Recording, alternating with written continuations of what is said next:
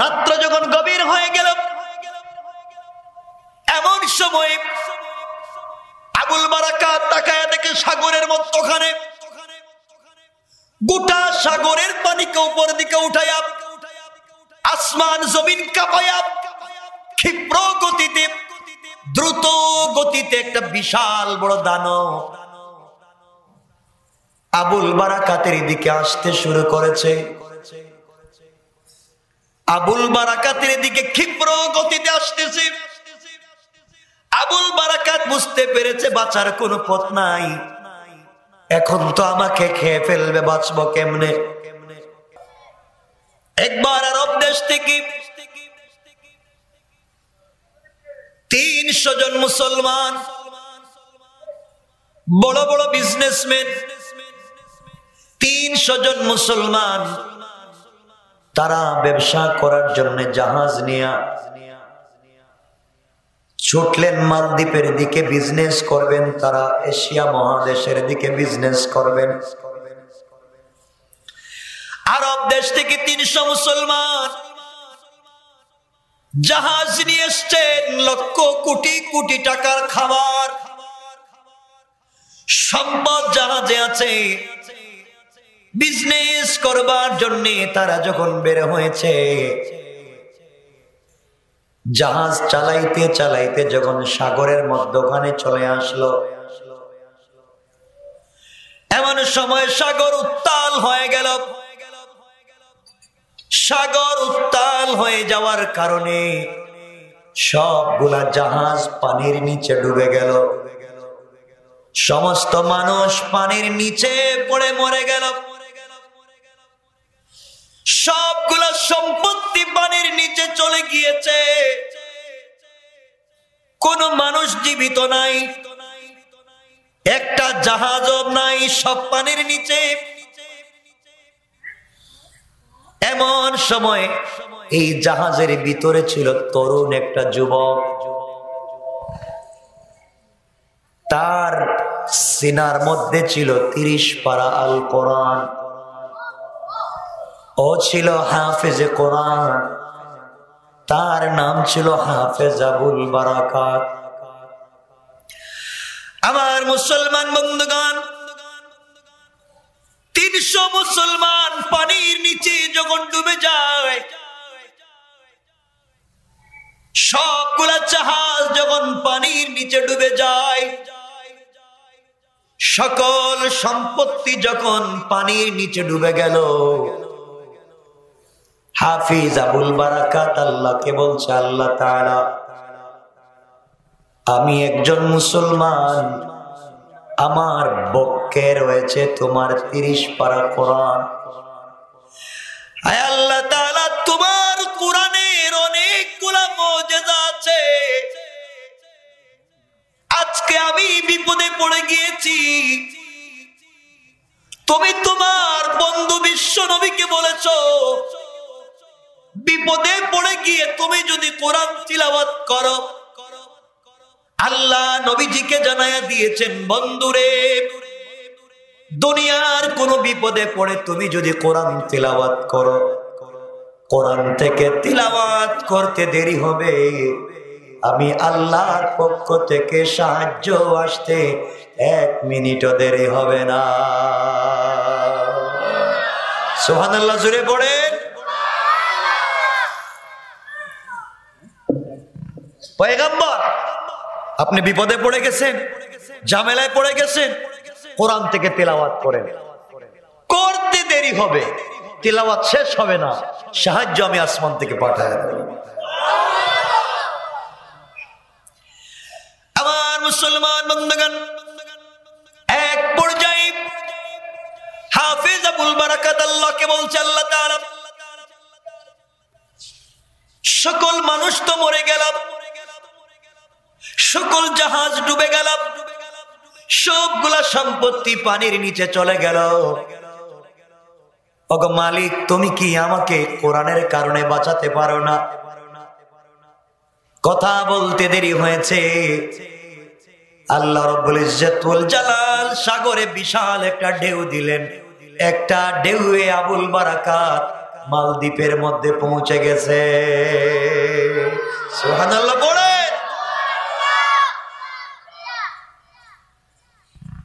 মালদ্বীপের মধ্যে উঠে গেল।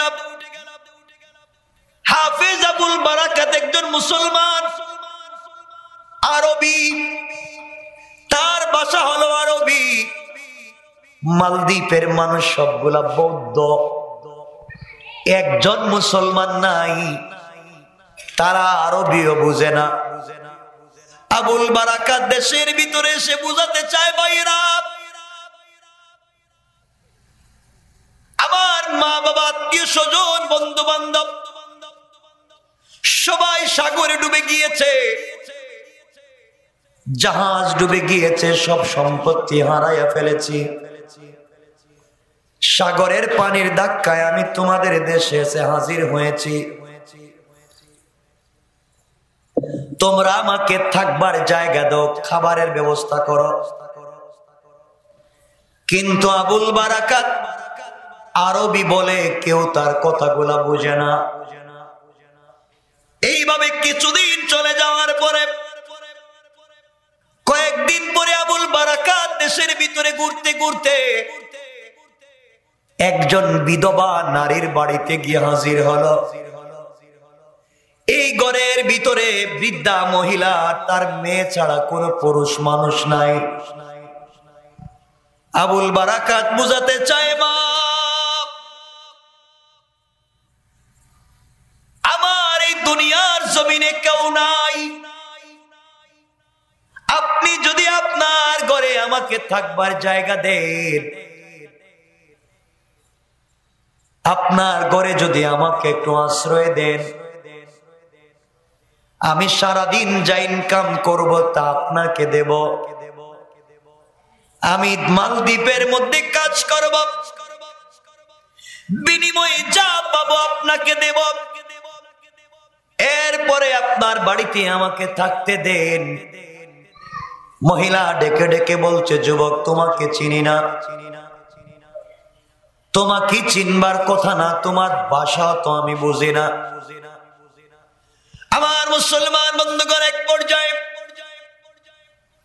যুবক ভাঙ্গা গলায় বুঝায়, আমি একজন মুসলমান, আমার সিনার মধ্যে রয়েছে আল্লাহ তাআলার 30 পারা কোরআন। আমি আমানতের খেয়ানত করব না, আমি ইনসাফের উল্টা কিছু করব না। মা তোমাকে মা ডাকলাম, তোমার ঘরে আমাকে জায়গা দাও, তোমার কোন অন্যায় করব না, যা ইনকাম করব বিনিময়ে তোমাকে দিব, তুমি আমাকে থাকতে জায়গা দাও। আমার বন্ধুদের এক পর্যায়ে মহিলা জায়গা দিল। আবুল বারাকাত সারাদিন পাবলিকের বাড়িতে কাজ করে, দোকানে কাজ করে, কৃষি কাজ করে, যা ইনকাম করে মহিলার হাতে উঠাইয়া দেয়। এইভাবে দিন চলতে লাগলো, দিন চলতে লাগলো। আবুল বারাকাত তাকাইয়া দেখে এই দেশের ভিতরে এত দিনের ভিতরে কোনো জায়গায় আজান হয় না, এই দেশের ভিতরে কোন মসজিদ নাই, এই দেশের মানুষ আল্লাহকে চিনে না। সূর্যের পূজা করে, মূর্তির পূজা করে, পাথরের পূজা করে, গাছের পূজা করে, যা পায় তার পূজা করে যায়, আল্লাহকে চিনে না। আল্লাহ রব্বুল ইজ্জত ওয়াল জালাল কোরআনে বলেছেন, গোলাম তুই আমাকে চিন, আমাকে অভিভাবক মান, আমি তোকে সত্যের পথ দেখাইয়া দিব।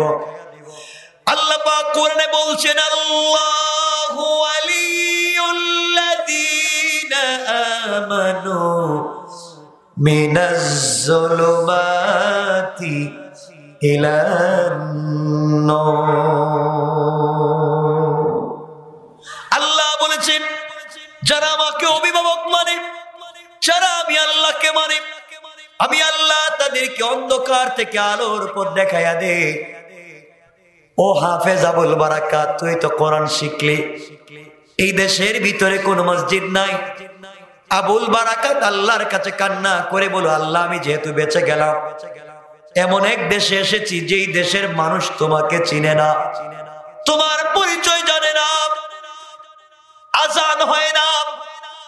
আয় আল্লাহ, তুমি আমাকে এমন শক্তি দাও, তোমার কোরআনের তো অনেকগুলা মুআজিজা আছে, আয় আল্লাহ এমন একটা মুআজিজা দেখাইয়া দাও যেই মুআজিজার মাধ্যমে এই দেশের সবগুলা মানুষ যেন কালিমা পড়ে মুসলমান হয়ে যায়।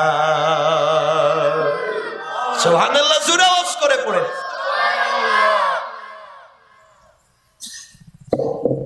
কষ্ট হচ্ছে আপনাদের? আমার বন্ধুগণ, এক পর্যায়ে দীর্ঘ ইতিহাস সংক্ষেপ করে আপনাদেরকে বুঝাইয়া দেই। আবুল বারাকাত একদিন কাজে চলে গেল, সন্ধ্যার সময় বাড়িতে ফিরেছে। বাড়িতে এসে দেখে মহিলা ঘরের কর্নারে বৈশা বৈশা কান্না করে, বাড়ির সামনে শত শত পুলিশ দাঁড়ায় আছে, আর এই বৃদ্ধা মহিলার যুবতী মেয়েটা ঘরের ভিতরে হাউমাউ করে কাঁদতেছে। আবুল বারাকাত চিন্তায় পড়ে গেল, কি ব্যাপার? একদিকে বৃদ্ধা মহিলা কান্না করে, অপরদিকে তার যুবতী মেয়েও কান্না করে, বাড়ির ভিতরে পুলিশ, সমস্যা কি বুঝতে পারে না। আবার মুসলমান বন্ধুগণ, এক পর্যায়ে আবুল বারাকাত ডাক দিয়ে বলেছে, আম্মা জান, আপনি আমাকে বলুন কি হয়েছে, কেন আপনি কান্না করেন, আপনার মেয়ে কেন কান্না করে, আর আপনার বাড়িতে কেন পুলিশ এসেছে, আমাকে বলেন। মহিলা আবুল বারাকাতকে জড়াইয়া বলতেছে, বাবারে, তোমাকে সন্তানের মতো দেখি, তুমি আমাকে কাজ করে খাওয়াও, তুমি জানো না আজ আমার মেয়েটা রাত্রবেলা মারা যাবে, সকাল বেলা আমার কাছে লাশটা ফিরত আসবে, দুনিয়ার জমিনে আমার মেয়ে ছাড়া আমার কেউ নাই, জিন্দেগির শেষ মুহূর্ত মেয়েটাকে দেখতেছি, এই জন্য চোখের জলে বুকটা ভাসায়া দেই। আবুল বারাকাত চিন্তায় পড়ে গেল, কি ব্যাপার, কেন আপনার মেয়ে আজকে মারা যাবে, আর কে বলেছে আপনার মেয়েটা মারা যাবে? হায়াত মত তো আল্লাহর হাতে, আপনি জানলেন কেমনে আজকে আপনার মেয়েটা মারা যাবে? আপনি কেমনে জানলেন কাল আপনার কাছে লাশ আসবে? যুবক চিন্তা করে, মেয়েটা নির্ঘাত আজকে রাত্রে মরে যাবে, এটা কেমনে হবে? বুঝতে পারি না। মেয়ে যুবক ডাক দিয়ে বলতেছে, আম্মা জান, আপনি বলেন মেয়েকে আজকে রাত্রে ফাঁস দিয়া কি মরে যাবে, সুসাইড করবে কিনা? মহিলা কোনো জবাব দেয় না। আবুল বারাকাত বলছে, আপনি আমাকে বলতে হবে, আমিও আপনাকে ছাড়বো না। আমার মুসলমান বন্ধুগণ, গভীর মনোযোগ। এই পর্যায়ে মহিলা ডাক দিয়ে বলছে, আবুল বারাকাত, তাহলে শোনো,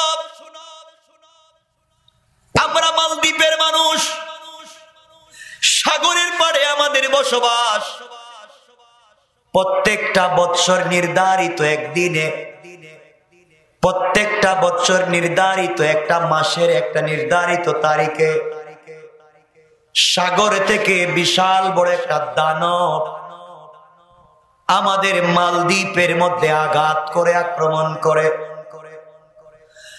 মালদ্বীপের মধ্যে আক্রমণ করে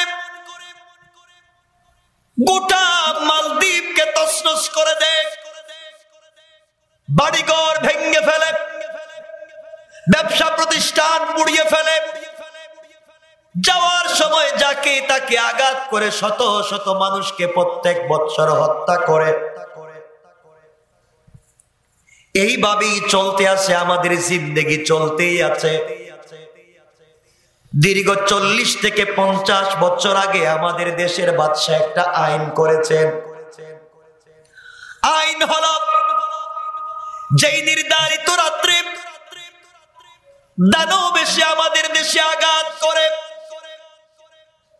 আমাদের মা বোনদের চরিত্র নষ্ট করে, যুবতী মেয়েদেরকে ধরে নিয়ে চলে যায়, আমাদের ঘর বাড়ি গুলা ভেঙ্গে ফেলে দিয়ে যায়। এই বিপদ থেকে বাঁচবার জন্য সরকার সাগরের পারে একটা ঘর বানাইছে, বাউন্ডারি করেছে। বাউন্ডারি করে দেশের ভিতরে সব থেকে সুন্দরী নারীদেরকে নিয়ে লটারির মাধ্যমে, যার নামটা, যেই মেয়ে, যেই যুবতী বিশ্ব সুন্দরী মেয়েটার নাম লটারিতে আসবে, এই মেয়েকে নতুন বধূর মতো সাজাইয়া অলংকার জেওয়ার পরাইয়া অর্নামেন্টস জুয়েলারি দিয়া সাজাইয়া সাগরের পারে এই বাউন্ডারির ভিতরে বুক দেওয়া হয়। একটা যুবতীকে যখন সাগরের পারে আমরা বুক দিয়ে দেই, গভীর রাত্রে এই দানব সাগর থেকে উঠে নদীর পারে এই সুন্দরী মেয়েটার সঙ্গে সারা রাত্র ফষ্টি নষ্টি করে সকাল হওয়ার আগে তাকে মেরে ফেলে চলে যায়। ওই একটা মেয়ের জীবনের বিনিময়ে আমরা গোটা মালদ্বীপের মানুষ বেঁচে যাই। এইভাবে আমাদের চলতে আসে। আবুল বারাকাত চিন্তায় পড়ে গেল, কি বলে নারীদেরকে বুক দেওয়া হবে, এটা তো আমাদের ইসলামে নাই, আমাদের কোরআন সাপোর্ট করে না। একজন নিরপরাধ মেয়েকে দানবের হাতে উঠাইয়া দিয়া দেশের মানুষ শান্তিতে বসবাস করবে, হতে পারে না। ইসলাম এটা সমর্থন করে না। এই কাজগুলা তো খলিফাতুল মুসলিমিন আমিরুল মুমিনিন ওমর ফারুকের জামানায় ছিল। আমিরুল মুমিনের জামানায় মিশরের নদীতে যখন পানি আসতো না, মিশরের নীল নদে যখন পানি পাওয়া যেত না, তখন তারা সুন্দরী যুবতী সুরসী মেয়েটাকে নতুন বধূর মতো সাজায়া নদীর মধ্যে যখন ছেড়ে দিত, তখন নদী থেকে পানি আসতো। হযরতে ওমর ইবনুল খাত্তাব তো এই নদীর নামে চিঠি লিখেছিলেন, এই ধরনের শয়তানি আর নষ্টামি চলবে না, ইসলামের রাষ্ট্রে হারাম শিরকি কাজ চলবে না।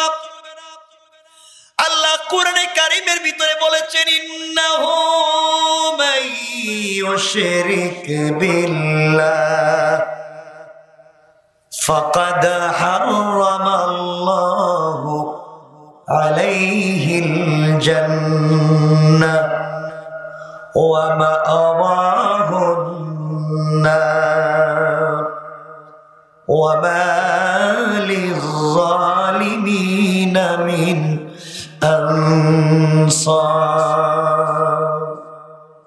আল্লাহ রাব্বুল ইজ্জত ওয়াল জালাল বললেন, যারা শিরক করল তাদের জন্য জান্নাত হারাম, জাহান্নাম ওয়াজিব, কিয়ামতের দিনে কোনো সাহায্যকারী পাবে না।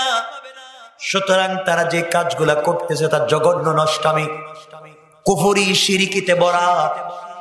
এই জন্যই তো এই দেশের ভিতরে কোন মুসলমান নাই এই কাজগুলা কেন করে? নিরপরাধ মানুষকে তো বুক দেওয়া যাবে না, এটা জাহিলিয়াতের বর্বর যুগের কাজ। আবুল বারাকাত বলে, আম্মা জানের পরে কি বলেন?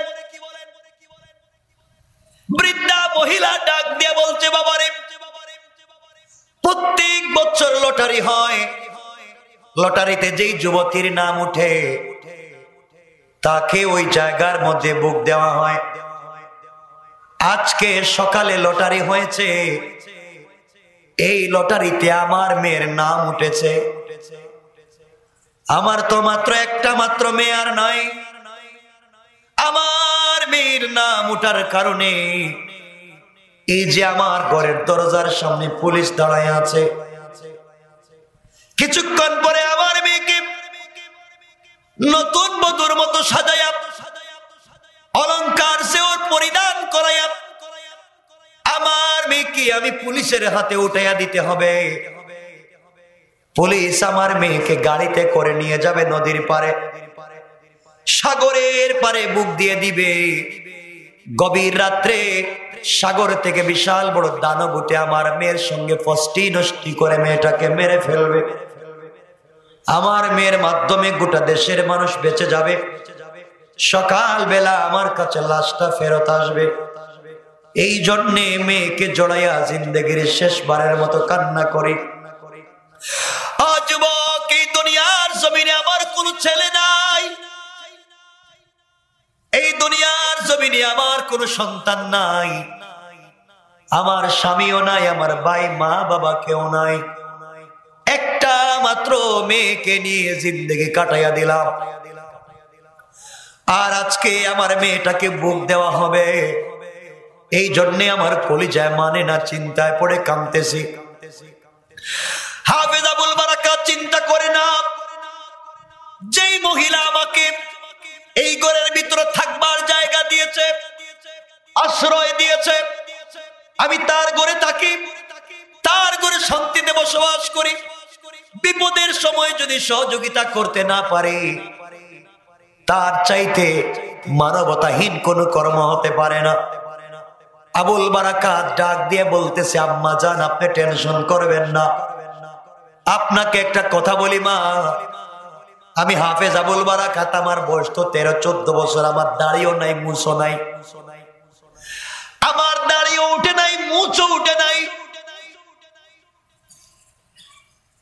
আপনার মেয়েকে অর্নামেন্টস জুয়েলারি যা দিয়েছে বাদশাহ, পরাইয়া বুক দেওয়ার জন্য যে শাড়ি গহনা দেওয়া হয়েছে, আপনি আপনার মেয়েকে ঘরের কর্নারে কোনো একটা জায়গা গোপন করে দেন, কেউ যেন খুঁজে না পায়। আর সব কিছু আমাকে আপনি পরাইয়া দেন, আমাকে অর্নামেন্টস জুয়েলারি পরাইয়া সুন্দর করে সাজাইয়া, মহিলার মতো, যুবতী মেয়ের মতো সাজাইয়া পুলিশের হাতে উঠাইয়া দেন। পুলিশ জানবে না ওটা ছেলে না মেয়ে, বুঝতে পারবে না।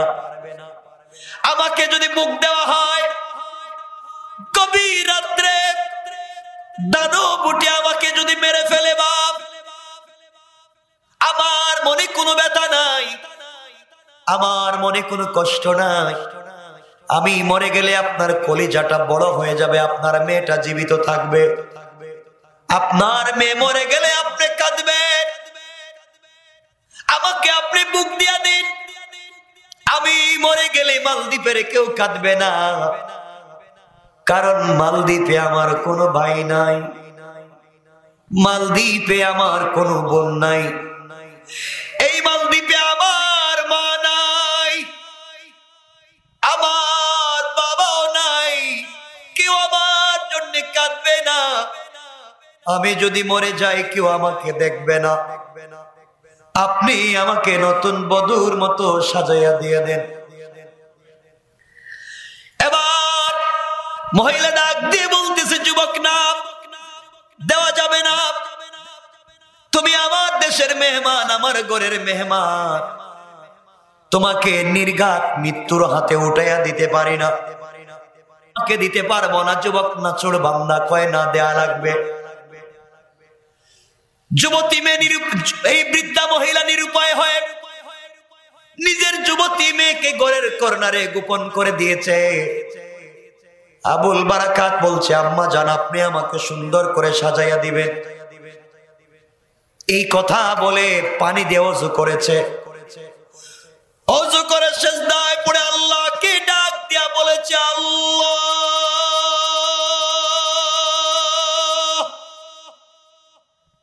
আমি একজন মুসলমান, আমার পক্ষে রয়েছে তোমার 30 পারা কোরআন। আল্লাহ, তুমি যদি বাঁচাতে চাও, পৃথিবীর কেউ আমাকে মারতে পারবে না। তুমি তো ইব্রাহিমকে নমরুদের আগুন থেকে বাঁচাইয়া দিয়েছ, তুমি তো নূহ পয়গম্বরকে মাছের পেট থেকে বের করে দিয়েছ, তুমি তো বড় বড় পয়গম্বরদেরকে বাঁচাইয়া দিয়েছ, মুসা আলাইহিস সালামকে ফেরাউনের হাত থেকে বাঁচাইয়া দিয়েছ।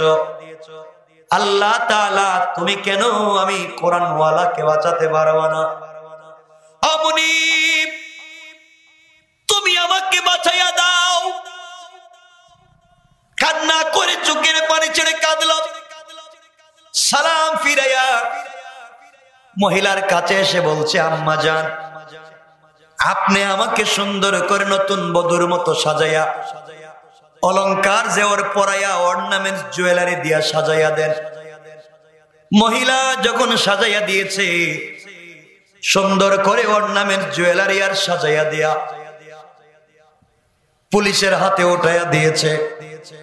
পুলিশ জানে না ওটা ছেলে নামে। সুন্দর করে সাজাইয়া দেওয়ার পরে পুলিশ জানে না ঘরে নিয়ে যায়।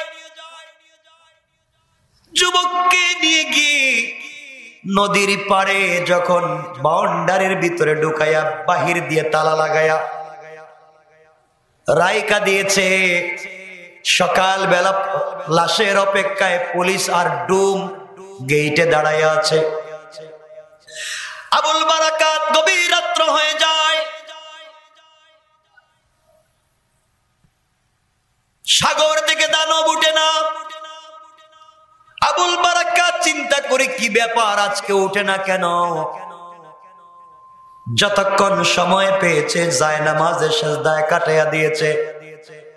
আল্লাহ বলেছেন, গোলাম বিপদে পড়ে গেলে আমার কাছে ধৈর্য ধারণ করবা, সাহায্য চাইবা সবরের মাধ্যমে আর সালাতের মাধ্যমে। নামাজ পড়ে আমার কাছে সাহায্য চাও, সিজদা থেকে মাথা উঠাতে দেরি হবে, আমি আল্লাহর পক্ষ থেকে সাহায্য আসতে দেরি হবে না।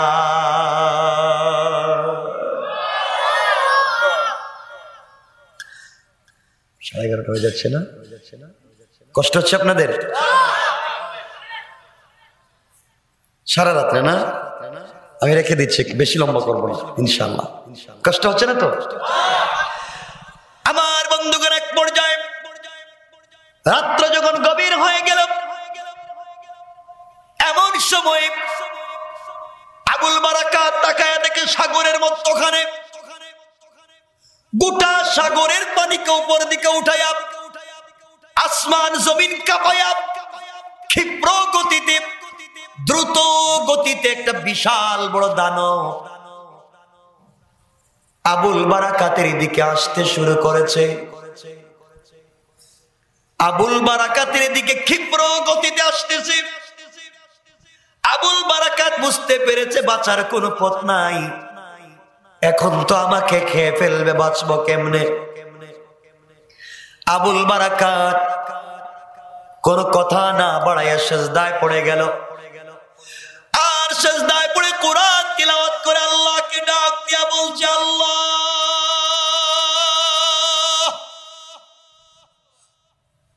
কোরআন তিলাওয়াতের মাধ্যমে বিশ্ব নবীকে তুমি বাঁচাইয়া দিয়েছো। আল্লাহ, তুমি কি আমাকে বাঁচাতে পারবে না?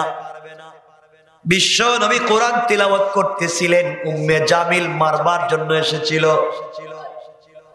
আমার নবীকে দেখে নাই, না দেখে সামনে দাঁড়াইয়া, নবীজির সামনে দাঁড়াইয়া আবু বকরের সঙ্গে কথা বলে, কিন্তু নবীজিকে দেখেন। আল্লাহু আকবার। ওগো আল্লাহ তাআলা, আমি কোরআন তিলাওয়াত করব, তুমি এই দানব থেকে আমাকে বাঁচাইয়া দাও। এই কথাগুলো আবুল বারাকাত বলে যখন কান্দে, আবুল বারাকাত যখন সিজদার মধ্যে পড়ে গিয়েছে, কোরআন তিলাওয়াত করে তাকায়া দেখে দানব আসতেছে ঠিকই, কিন্তু কোরআন তিলাওয়াত করবার কারণে আর আল্লাহর কুদরতির পায়ে সিজদা দেওয়ার কারণে দানব আগের মতো দ্রুত আসতে পারে না, আস্তে আস্তে আসতেছে। আল্লাহু আকবার। আবুল বারাকাত তেলাওয়াত বন্ধ করে না, তিলাওয়াত বন্ধ করে না, তিলাওয়াত চালায়া যায়। তিলাওয়াত করতে করতে করতে করতে সূরা ইয়াসিনে যখন টান দিয়েছে আর পড়তেছে, হঠাৎ করে তাকায়া দেখে দানব আসতেছে না, সাগরের মধ্যখানে দাঁড়ায় গেছে। আল্লাহু আকবার। কোরআন তেলাওয়াত হচ্ছে, কোরআনের পাওয়ার। কোরআন তো ম্যাগনেট, কোরআন চুম্বক, দাঁড়ায় গেছে আর আসতে পারে না। আবুল বারাকাত তেলাওয়াত বন্ধ করে না, তিলাওয়াত বন্ধ করে না, চিৎকার করে তেলাওয়াত করে যায়। করতে করতে সকাল হয়ে গিয়েছে, দানব আবুল বারাকাতকে আঘাত না করে সাগরের মধ্যে ডুব দিয়া চলে গিয়েছে। আবুল বারাকাত শুকরিয়া আদায় করে নামাজ পড়ে মেলি পোশাক খুলে অর্নামেন্টস জুয়েলারি খুলে রেখে দিয়েছে। পুলিশের অপেক্ষা আছে সকালবেলা খুলে তাকে নিয়ে যাবে। পুরুষের পোশাক পরে যখন বসে আছে, ডুম আর পুলিশ সকালবেলা গেট খুলেছে লাশ আনবার জন্যে। ভিতরে ঢুকে দেখে লাশও নাই, যুবতী মেয়েও নাই, একটা ছেলে দাঁড়ায় আছে। সুবহানাল্লাহ, আওয়াজ করে বলেন তো সুবহানাল্লাহ। পুলিশ আশ্চর্য হয়ে গেল। রাত্রেবেলা একটা মেয়েকে দিয়ে গেলাম, মেয়ে গেল কোথায়, লাশ গেল কোথায়, আর যুবকী আসলো কোত্থেকে? পুলিশ ভয় পাচ্ছে, গেল কোথায়? পুলিশ ডাক দিয়া বলে, বাইরে তুমি কে? যুবতী গেল কোথায়, লাশ গেল কোথায়? আবুল বারাকাত বলতেছে, পুলিশেরা তোমরা বুঝবে না, গভীর রাত্রে কোনো মেয়েকে তোমরা ওই জায়গায় ভোট দিয়া যাও নাই, তোমরা আমাকে দিয়ে গিয়েছিলে। আমি একজন মুসলমান, আমার পক্ষে রয়েছে আমার আল্লাহর 30 পারা কোরআন, আমি কোরআন থেকে তিলাওয়াত করেছি। এই কোরআন তিলাওয়াতের ওসিলায় আল্লাহ আমাকে বাঁচাইয়া দিয়েছে। শুধু আমাকে বাঁচায় নাই, তোমাদের গোটা দেশটা বেঁচে গেল। পুলিশ চিন্তা করে এটা মানুষ না, এটা জিন্নাত হবে। কি উল্টা পাল্টা বলে। রাত্রবেলা আমরা রাইকা গেলাম, নারীও বলে পুরুষ। পুলিশ বলতেছে, যুবক তোমার কথা আমরা বুঝি না, বিশ্বাস করি না। সত্যি যদি তোমাকে মুখ দেওয়া হয়, তুমি মরলে না কেন? 50 বছর থেকে যাকে দেই সেই মরে, আজকে তুমি মরলে না কেন? যুবক বলে, যাদেরকে তোমরা এতদিন বুক দিয়েছিলে তাদের ভিতরে আল্লাহর পরিচয় ছিল না, তাওহীদ আর রিসালাত ছিল না, আল্লাহর কোরআন ছিল না। আজকে তোমরা আমাকে দিয়েছো, আমার ভিতরে আল্লাহর কোরআন আছে। আল্লাহর কোরআনের এত পাওয়ার, এত পাওয়ার, কোরআনের বয়ে এই দানব আসতে পারে না। পুলিশ বলে, বিশ্বাস করি না। মরে গেলে লাশ নিয়ে আমরা বাদশার দরবারে হাজির হয়ে যাই। তুমি যেহেতু মরো নাই, তুমি যেহেতু জীবিত, সুতরাং তোমাকে নিয়ে আমরা বাদশার দরবারে হাজির হব। আমার বন্ধুগণ, এক পর্যায়ে আবুল বারাকাতকে নিয়ে সবাই চলে গিয়েছে বাদশার দরবারে। আবুল বারাকাত বাদশার সামনে দাঁড়াইয়া সুন্দর করে নবীজির সুন্নাত আদায় করে সালাম দিয়ে যায়। বাদশা তার জীবনে কোনোদিন সালাম শুনে নাই, এমন চেহারার যুবককে কোনোদিন দেখে নাই। পুলিশকে বলতেছে, তোমরা এই যুবককে কোথায় পাইলে? তোমরা না সকালবেলা লাশ নিয়ে আসার কথা? গত রাত্রে তো আমাদের দেশে দানব আক্রমণ করার কথা, আক্রমণ করে নাই। তোমরা কি বুক দিয়েছিলে? স্যার, আমরা বুক দিয়েছি ঠিকই, কিন্তু আমরা তো দিলাম নারী যুবতী মেয়েটাকে, আর ও বলে তাকে নাকি দিয়েছি। বাদশা সব ঘটনা জানতে চাইলেন, বললেন তোমার পরিচয় দাও। যুবক বলছে, আমি একজন মুসলমান, আমার পক্ষে আমার আল্লাহর 30 পারা কোরআন, আমি হাফিজে কোরআন, আমার নাম হাফেজ আবুল বারাকাত। দেশে আসার পথে নৌকা জাহাজ ডুবে সবাই মরে গিয়েছিল, শুধুমাত্র ভাগ্যক্রমে আমি বেঁচে যাই। এই বৃদ্ধা মহিলার ঘরে আমি থাকতাম, খাইতাম, কাজ করতাম। আজকে যখন লটারিতে বৃদ্ধা মহিলার যুবতী মেয়ের নাম উঠেছে, তাকে বুক দেওয়ার কথা ছিল। আমি চিন্তা করলাম, আমাদের ইসলামটা সাপোর্ট করে না, কোরআনটা বিশ্বাস করে না। এই জন্যে আমি চিন্তা করলাম, যুবতী মেয়েটা যদি বেঁচে যায়, ওই মহিলার কলিজাটা ঠান্ডা থাকবে, আমি মরে গেলে আমার জন্য কেউ কাঁদবে না। এই জন্য কৌশল করে যুবতী মেয়েটাকে ঘরের কর্নারে গোপন করে রেখে দিয়া আমি যুবতী মেয়ের কাপড় দিয়ে সেজে গুজে ওই জায়গায় আমাকে বুক দেওয়া হয়েছে। গভীর রাত্রে দানব এসেছিল আমাকে আঘাত করবার জন্য, কিন্তু পারে নাই। আঘাত করবার জন্য যখন আসছে, আমি আমার আল্লাহর কোরআন থেকে তেলাওয়াত করেছি। কোরআন তেলাওয়াতের বরকতে আল্লাহ আমাকে এবং তোমার দেশকে দানব থেকে বাঁচাইয়া দিয়েছে। বাদশা বলে, বিশ্বাস করি না। সত্যি যদি ঘটনা তাই হয়, যেই মেয়েটাকে বুক দেওয়ার কথা ছিল, এই মেয়েটা দেখি জীবিত আসেনি। পুলিশ পাঠায়া মহিলার বাড়িতে দেখে মেয়েটা জীবিত। মেয়েকে আর বৃদ্ধা মহিলাকে বাদশার দরবারে হাজির করা হলো। সব ঘটনা শুনলেন। বাদশা দেখে ঘটনা সত্যি, মেয়েও মরে নাই, যুবকও মরে নাই। কেমনে আমার দেশটা বাঁচায়া দিল? ও যুবক, তোমার কথা আমি পুরোপুরি বিশ্বাস করি না। বিশ্বাস করতে হলে 1টা বছর লাগবে। আগামী বছর এই দিনে তোমাকে যদি আবার ভোগ দেওয়া হয়, তুমি কি ওই জায়গায় যেতে রাজি? হাফেজ আবুল বারাকাত বলল, রাজি। আগামী বছর যদি আমাকে যেতে হয়, আমি রাজি আছি। বাদশা বলছে, তোমাকে উপহার উপঢৌকন দেব। আবুল বারাকাত বলে, আমি যদি আমার কোরআন তিলাওয়াতের মাধ্যমে বেঁচে যাই, আপনি আমাকে কি দিবেন? আপনি কি আপনার দেশে আমাকে মসজিদ, মাদ্রাসা, ইতিমখানা বানাবার সুযোগ দিবেন? আপনার দেশে কোরআনের তালিম দেওয়ার কি সুযোগ দিবেন? বাদশা ডাক দিয়া বলতেছে, আবুল বারাকাত, কথা দিলাম রে, তুই যদি তোর কোরআন এবং আল্লাহর মাধ্যমে আগামী বছরে বেঁচে যাস, আমার দেশটাকে বাঁচাইয়া দেশ, আমি কথা দিলাম, কথা দিলাম, আমার দেশের জনগণকে নিয়ে কালিমা পড়ে মুসলমান হয়ে যাব। কোরআন, তার নাম কোরআন। কেমনে বোঝায়? রাত্রে 11:30টার উপরে। আমার বন্ধুগণ, কত সংক্ষেপ করে দিলাম। 1 বছর শেষ হয়ে গেল। আবুল বারাকাত চিন্তায় আছে, আমি যদি বেঁচে যাই, এই দেশে মসজিদ বানাবো, মাদ্রাসা বানাবো, মানুষকে দ্বীনের দিকে দাওয়াত করব। ভাইরে, নির্ধারিত তারিখ চলে আসলো।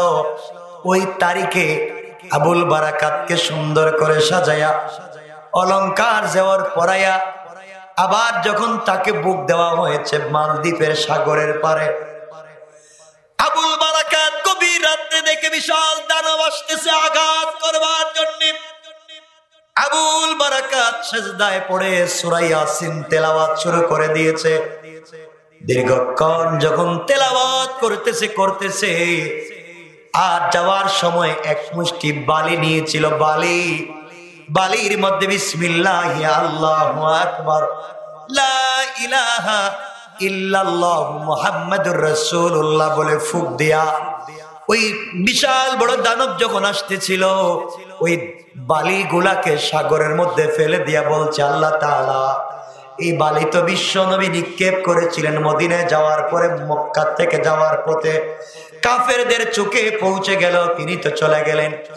আল্লাহ, আমি কোরআন থেকে তিলাওয়াত করে বালি নিক্ষেপ করে দিলাম। আমি জানতে চাই, আমি দেখতে চাই, তোমার কোরআনের পাওয়ার বেশি না, এই দানবের শক্তি বেশি, আমি দেখতে চাই। কথা বলে যখন নিক্ষেপ করেছে, নিক্ষেপ করতে দেরি হয়েছে, সাগরের মধ্যখানে এই দানবের শরীরে দাউ দাউ করে আগুন জ্বলে গেছে। আবুল বারাকাত তেলাওয়াত বন্ধ করে না, দাউ দাউ করে আগুন জ্বলে সাগরের মধ্যখানে ছাই হয়ে গিয়েছে। দানব জ্বলে পুড়ে ভস্ম হয়ে গেল। আবুল বারাকাত শুকরিয়া আদায় করে 2 রাকাত সালাত পড়লো। সকালবেলা তার লাশ আনার জন্য যখন পুলিশ গিয়েছে, গিয়ে দেখে যুবকটা তো মরে নাই, আগের মতো জীবিত রয়েছে। কোন সুবহানাল্লাহ। ওরা ভয় পেয়ে গেছে, ও মরে না কেন? সবাই মিলে বাদশার দরবারে হাজির করে দেওয়া হয়েছে। বাদশা তাকায়া দেখে সত্যি তো আবুল বারাকাত মরে নাই। আবুল বারাকাত বলতেছে, ও বাদশা, আজকের দিন থেকে আর জীবনে কোনোদিন তোমার দেশে দানব আর আঘাত করবে না। কুরআন থেকে তেলাওয়াত করেছি, আল্লাহ রাব্বুল ইজ্জতুল জালালের উসিলায় দানবটাকে জ্বালায়া পানির সঙ্গে ভস্ম করে দিয়েছেন। কোন সুবহানাল্লাহ। আবাদশার জিন্দেগিতে কোনোদিন দানব বালতিতে আঘাত করবে না, আল্লাহ বাঁচায়া দিয়েছেন কোরআনের উসিলায়।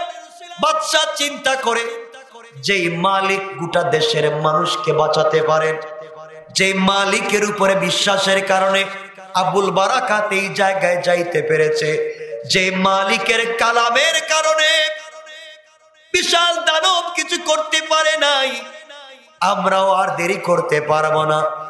আবুল বারাকাতকে ডাক দিয়ে বলছে, বাবা তুই তোর হাতটা লম্বা করে দে, এই মুহূর্তে তোর কথার উপরে ঈমান এনে বিশ্বাস করে আমি আমার গোটা মন্ত্রী পরিষদ সহ গোটা মালদ্বীপের মানুষ একসাথে কালিমা পড়ে মুসলমান হয়ে গেলাম।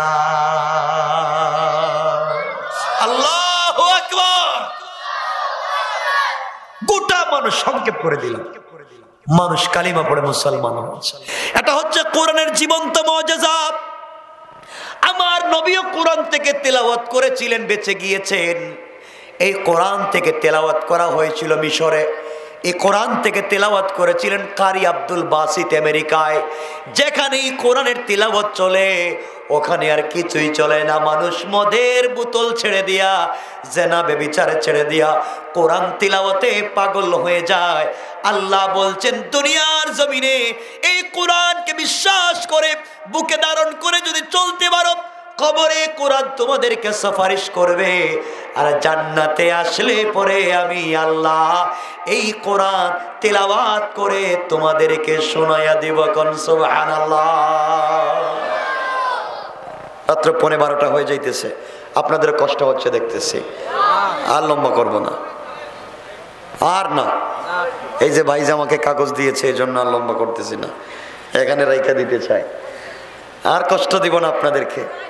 শোনেন, এতক্ষণ যা বুঝাতে চাইছি আমি কোরআনের মুজিজা বুঝাতে চাইছি। আল্লাহ বলছেন, ওয়াত্তাকু ইয়াওমান তুরজাউনা ফীহি ইলাল্লাহ, আমি আল্লাহর কাছে যখন তোমরা ফিরে আসবা, আসার আগে আমার কোরআন নিয়ে আমার কাছে আইসো। আমার সামনে যদি কোরআনকে দিতে পারো, আমি আল্লাহ তোমাদের হিসাব নিব না, বিনা হিসাবে জান্নাত দিব। সুবহানাল্লাহ।